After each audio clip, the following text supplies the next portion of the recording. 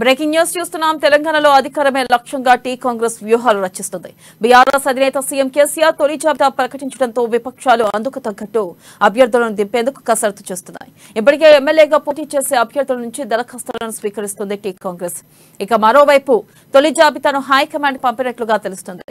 50 మందితో first list ను సెప్టెంబర్లో టీ కాంగ్రెస్ ప్రకటిస్తుందని సమాచారం. అధికార బీఆర్ఎస్ ను ఢీ కొట్టేలా వ్యూహాలు సిద్ధం చేస్తుంది.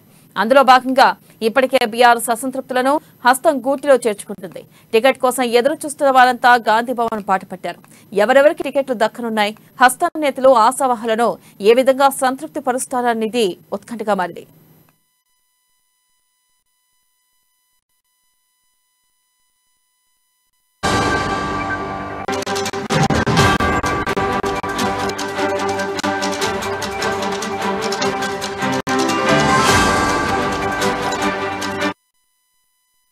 బ్రేకింగ్ న్యూస్ చూస్తున్నాం. తెలంగాణలో అధికారమే లక్ష్యంగా టీ కాంగ్రెస్ వ్యూహాలు రచిస్తుంది. బీఆర్ఎస్ అధినేత సీఎం కేసీఆర్ తొలి జాబితా ప్రకటించడంతో విపక్షాలు అందుకు తగ్గట్టు అభ్యర్థులను దింపేందుకు కసరత్తు చేస్తున్నాయి. ఇప్పటికే ఎమ్మెల్యేగా పోటీ చేసే అభ్యర్థుల నుంచి దరఖాస్తులను స్వీకరిస్తుంది టీ కాంగ్రెస్. దీనిపై మరింత సమాచారాన్ని మా ప్రతినిధి హరీష్ లైవ్ ద్వారా అందిస్తారు. హరీష్. Thank you. వెన్నెల అధికారమే లక్ష్యంగా కాంగ్రెస్ పార్టీ వ్యూహాత్మకంగా వెళ్తుందని చెప్పవచ్చు. అలాగే అన్నింటిలో ప్రతి అంశంలో పైన కూడా తన వ్యూహాలను పదుపెడుతూ వెళ్తున్నట్టుగా తెలుస్తుంది. ప్రధానంగా ఏదైతే చేరికల విషయం కావచ్చు, అలాగే మేనిఫెస్టో విషయం కావచ్చు, డిక్లరేషన్ల విషయం కావచ్చు, అలాగే అభ్యర్థుల ఎంపిక ప్రక్రియ విషయం కావచ్చు, అన్నింటిలో కూడా కాంగ్రెస్ పార్టీ వ్యూహాత్మకంగా వెళ్తున్న నేపథ్యంలో కూడా చూడవచ్చు. నేపథ్యంలో కాంగ్రెస్ పార్టీ అయితే భారీగా చేరికలు పెరుగుతున్న నేపథ్యం కనిపిస్తుంది. అలాగే ఏదైతే గతంలో బీఆర్ఎస్ పార్టీ నుంచి కూడా చాలా మంది నేతలు కూడా కాంగ్రెస్ పార్టీలో చేరిన పరిస్థితులు కనిపిస్తున్నాయి. అలాగే తాజాగా ఏదైతే ఎన్నికలకు సంబంధించి ఇంకా 3 నెలల కాలం ఎన్నికల నేపథ్యంలో కూడా అధికారులను ఏదైతే అభ్యర్థులను ప్రకటించే విధంలో కూడా వ్యూహాత్మకంగా వ్యవహరిస్తున్నట్టుగా తెలుస్తుంది. ప్రధానంగా ఏదైతే గట్టిగా గెలిచే అభ్యర్థులని ఫైనలైజ్ చేసే విధంగా కూడా కాంగ్రెస్ పార్టీ వెళ్తుంది. ప్రధానంగా చూడవచ్చు. ఏదైతే ఇప్పటికే గాంధీ భవన్ వేదికగా కూడా దరఖాస్తులకు సంబంధించిన ఆశావాహుల దరఖాస్తుల ప్రక్రియ కొనసాగుతుంది. నేపథ్యంలో గాంధీ భవన్ కూడా ఏదైతే ఆశావాహుల దరఖాస్తు అభ్యర్థులతో కూడా టికెట్స్ అవుతుంది. అలాగే నేతలంతా కూడా తన నియోజకవర్గానికి సంబంధించి ఎమ్మెల్యే క్యాండిడేట్ టికెట్ కోసం వాళ్ళంతా కూడా గాంధీ భవన్కి వస్తున్న పరిస్థితులు కల్పిస్తున్నాయి. ప్రధానంగా ఇప్పటికే 220కి పైగా కూడా దరఖాస్తులు నిన్నటి వరకు ఉన్నాయి. ఈ నేపథ్యంలో ఈరోజు ఉదయం 10 గంటల నుంచి కూడా దరఖాస్తుల ప్రక్రియ కొనసాగుతుంది. ఇప్పటికే వాళ్ళు నియోజకవర్గాలకు చెందిన నేతలంతా కూడా దరఖాస్తు చేసుకున్నారు. ప్రధానంగా చూడవచ్చు. ఒక్కో నియోజకవర్గానికి సంబంధించి 5 సభ్యులు కూడా దరఖాస్తు చేసుకున్నట్టుగా తెలుస్తుంది. ప్రధానంగా ఈ దరఖాస్తు ఎంపిక కూడా ఈరోజు ఏదైతే ఇంకా 3 రోజులుగా ఉన్న నేపథ్యంలో కూడా ఇంకా రద్దీ పెరిగే అవకాశం కనిపిస్తుంది. అలాగే ఏదైతే ఇప్పటికీ దరఖాస్తు చేసుకునే వాళ్ళంతా కూడా గాంధీ భవన్కి వస్తున్న పరిస్థితులు కనిపిస్తున్నాయి. అలాగే ఇప్పుడే తాజాగా ఏదైతే బీఆర్ఎస్ పార్టీకి అయితే రేఖా నాయక్ అసంతృప్తితో ఉన్నారో రేఖా నాయక్ తరఫున కూడా ఇప్పుడే తాజాగా కూడా దరఖాస్తు చేసుకునేందుకు గాంధీ భవన్ వచ్చారు. ప్రధానంగా రేఖా నాయక్ సంబంధించి అక్కడ ఖానాపూర్ కావచ్చు, అలాగే తన భర్తకు సంబంధించి శ్యామ్ నాయక్ సంబంధించి ఆసిఫాబాద్ టికెట్ వాళ్ళకు అభ్యర్థులు దరఖాస్తు చేసుకున్నారు. వాళ్ళు పిఏ గాంధీ భవన్ కాసేపటి కిందే గాంధీ భవన్ పంపించారు. ఆయన దరఖాస్తు చేస్తున్నారు. ప్రధానంగా చూడవచ్చు. ఏదైతే బీఆర్ఎస్ పార్టీ బీఆర్ఎస్ పార్టీ నిన్న ఏదైతే ఆ క్యాండిడేట్లను ప్రకటించిందో ఆ నేపథ్యంలో కూడా కొంతమందికి క్యాండిడేట్ కూడా పక్కన పెట్టి లిస్ట్ ఫైనలైజ్ చేసిన బీఆర్ఎస్ పార్టీ టికెట్ల విషయంలో కూడా ఏదైతే టికెట్ దక్కని వారంతా కూడా కాంగ్రెస్ పార్టీ వైపు చూస్తున్నారు. నేపథ్యంలో రేఖా నాయక్ కావచ్చు, అలాగే నిన్న ఆయన భర్తీ అజ్మీర్ శ్యామ్ నాయక్ సంబంధించి ఇక్కడ ఠాక్రే సమక్షంలో కాంగ్రెస్ పార్టీలో చేరడం జరిగింది. నేపథ్యంలో రేఖా నాయక్ కూడా ఈరోజు కాంగ్రెస్ పార్టీలో చేరుతున్నట్టుగా కూడా అర్థం వస్తున్నాయి. అంటే ఇప్పటికే రేఖా నాయక్ సంబంధించి ఏదైతే అభ్యర్థి కేటాయించాలని కూడా ఈ కాంగ్రెస్ పార్టీ దరఖాస్తు చేసుకున్న నేపథ్యంలో కూడా మరికొంతమంది బీఆర్ఎస్ పార్టీకి సంబంధించిన వేముల వీరేశం కావచ్చు, కొంతమంది టికెట్ చూస్తున్నట్టయితే తొలి జాబితాను హైకమాండ్ కు పంపినట్లుగా కూడా తెలుస్తుంది. ఈ నేపథ్యంలో కాంగ్రెస్ హైకమాండ్ తొలి జాబితాను ఎప్పుడు ప్రకటించే అవకాశం ఉందంటారు? ఖచ్చితంగా వెళ్ళాం.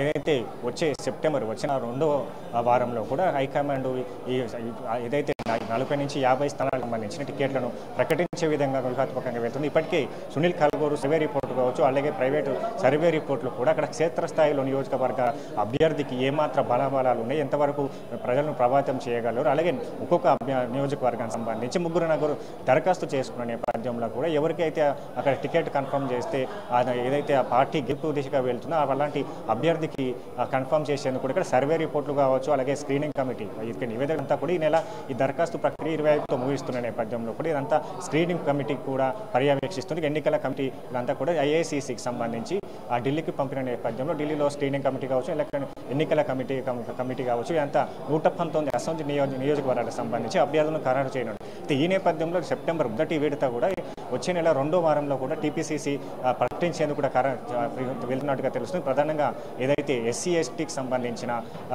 నియోజకవర్గాలు ఉన్నాయో అక్కడ వాళ్ళంతా ఎస్సీ ఎస్టీ నియోజకవర్గాలు కావచ్చు, ఏదైతే కొన్ని నియోజకవర్గాలు ఒకరే అభ్యర్థి ఉన్న నేపథ్యంలో కూడా ఇప్పటికే అలాంటి నియోజకవర్గాలకు సంబంధించి 40 నుంచి 50 స్థానాలు కావచ్చు, అలాగే ఇప్పటికే కొన్ని సర్వే రిపోర్ట్ల ఆధారంగా కావచ్చు, కొంతమంది అక్కడ నేతల సంబంధించిన సర్వే రిపోర్ట్ కావచ్చు, అక్కడ క్షేత్రస్థాయిలో టీపీసీసీ కావచ్చు, అలాగే వ్యూహకర్త సునీల్ కల్గోలు రిపోర్ట్ ఆధారంగా కూడా మరికొంతమంది టికెట్లను కూడా వచ్చే నెలలో మొదటి విడత కూడా ప్రకటించే అవకాశం ఉంది. మొత్తంగా అంటే ఏదైతే ఈ వచ్చే నెలలో మొదటి విడత ప్రకటించిన నేపథ్యంలో అలాగే ఎన్నికల షెడ్యూల్ వెలువడిన తర్వాత కూడా మిగతా టికెట్లను పార్టీ ప్రకటించేందుకు కూడా కాంగ్రెస్ పార్టీ వెళ్తున్నట్టుగా తెలుస్తుంది. అయితే హరీష్, ప్రధానంగా చూసుకున్నట్టయితే సెట్టింగ్లకు టికెట్లు ఇచ్చే అవకాశం ఉందంటారా? మనం ఇక్కడ చూసుకున్నట్టు అయితే ఆశావహులకి ఏ మేరకు న్యాయం చేస్తారు? దాదాపు ఎంతమందికి, అంటే ఎవరెవరికి టికెట్లు వచ్చే అవకాశాలు ఉన్నాయంట? ఖచ్చితంగా వినాలి. ఏదైతే కాంగ్రెస్ పార్టీ గతంలో కంటే భిన్నంగా కూడా ఈ దరఖాస్తు ప్రక్రియ కొనసాగిస్తుంది. అయితే కర్ణాటకలో ఇదే తరహాలో కర్ణాటకలో కూడా ఇలాంటి దరఖాస్తు ప్రక్రియ కొనసాగి నేపథ్యంలో ఏదైతే 8 పేజీలతో కూడా దరఖాస్తు ప్రక్రియ కొనసాగుతుంది. దానికి సంబంధించి కాంగ్రెస్ పార్టీ సిద్ధాంతాలు కావచ్చు, ఒక డిక్లరేషన్ కావచ్చు, ప్రతిజ్ఞకు సంబంధించి ఇవన్నీ అంశాలను కూడా పొందుపరిచింది. అయితే 4 అభ్యర్థులు ఉన్న దగ్గర ఒకే అభ్యర్థికి సంబంధించి అక్కడ సర్వే రిపోర్ట్లు కావచ్చు, అలాగే స్క్రీనింగ్ కమిటీ ఫైనలైజ్ చేసిన అభ్యర్థికి అంతా కూడా వీళ్ళు సపోర్ట్ చేయాలి. వాళ్ళను అధికారం వాళ్ళని గెలిచే విధంగా కూడా వాళ్ళను ఎప్పుడు ఈ ముగ్గురు అభ్యర్థులు కూడా సపోర్ట్ చేస్తూ ఉండాలని కూడా వాళ్ళ నుంచి ప్రతిజ్ఞ కావచ్చు, అలాగే వాళ్ళకి సంబంధించిన డిక్లరేషన్ కూడా పొందిన నేపథ్యంలో ఏదైతే 4 ఉన్న అభ్యర్థులు అయితే ఒకే అభ్యర్థి ఫైనలైజ్ చేస్తే స్క్రీనింగ్ కమిటీ వాళ్ళంతా కూడా వాళ్ళకి సపోర్ట్ చేయాలన్నట్టుగా నివేదికలు తీసిన ఎక్కడ కూడా ఏ నియోజకవర్గం సంబంధించి కూడా వీళ్ళు ఆ అభ్యర్థికి అగనేజ్గా కూడా పోటీ చేయొద్దు ఎక్కడ అని చెప్పేసి కూడా అక్కడ దరఖాస్తు ఫామ్లో పొందుపరిచిన నేపథ్యంలో కూడా అంటే ఈ దరఖాస్తులు అంతా కూడా ఏదైతే అక్కడ సర్వే రిపోర్ట్లు కావచ్చు, అలాగే స్క్రీనింగ్ కమిటీ కావచ్చు, ఇక్కడ నాయకులకు సంబంధించి క్షేత్రస్థాయిలో కూడా పర్యవేక్షిస్తున్నారు. ఇప్పటికీ దీపాదాస్ మున్షి కావచ్చు, ఇక్కడ తెలంగాణ కాంగ్రెస్ పరిశీలకురాలు దీపాదాస్ మున్షి కావచ్చు, ఏఐసిసి ఇన్ఛార్జ్ మాణిక్రావు ఠాకరే కూడా క్షేత్రస్థాయిలో కూడా ఇలాంటి అన్ని కార్యక్రమాలను కూడా పర్యవేక్షిస్తున్న నేపథ్యంలో కూడా నియోజకవర్గానికి సంబంధించి అభ్యర్థి బలాబలాలు ఏంటి, అభ్యర్థి ఏదైతే అక్కడ స్థితిగతుల పైన టికెట్లు ఫైనలైజ్ అయ్యే అవకాశం అయితే కనిపిస్తుంది. ఈవెనలో అయితే హరీష్, మనం ప్రధానంగా చూసుకున్నట్టయితే బీఆర్ఎస్ తో టికెట్ దక్కని వాళ్ళు కాంగ్రెస్ లో చేరికలు ఊపందుకున్నాయంటూ మనం వింటూనే ఉన్నాం. అయితే ఈ నేపథ్యంలో ఒకవేళ కాంగ్రెస్ లో చేరినట్లయితే ప్రధానంగా బీఆర్ఎస్ లో ఎవరికైతే టికెట్లు రాలేదో కాంగ్రెస్ వారికి టికెట్ ఇచ్చే అవకాశం ఉందంటారా?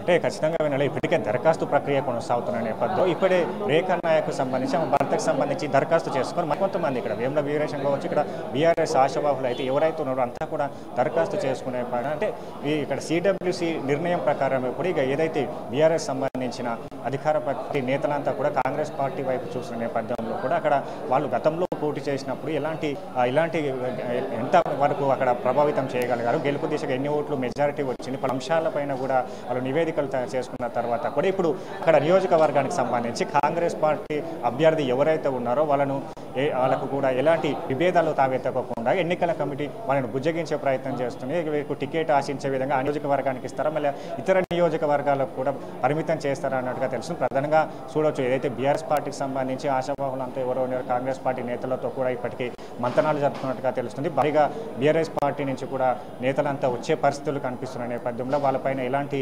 టికెట్ ఆశ వాళ్ళకి సంబంధించి టికెట్లు ఎంతవరకు ఇవ్వాలి, ఏ నియోజకవర్గానికి సంబంధించి వాళ్ళు ఆశిస్తున్నారు, మనం ఇచ్చే టికెట్ దాంట్లో అంశాలపైన కూడా పిఏసీ కమిటీ కూడా ఒక సమావేశం ఏర్పాటు చేసి తదుపరి కార్యాచరణ ప్రకటించే అవకాశం అయితే కనిపిస్తుంది. Right Harish, thank you.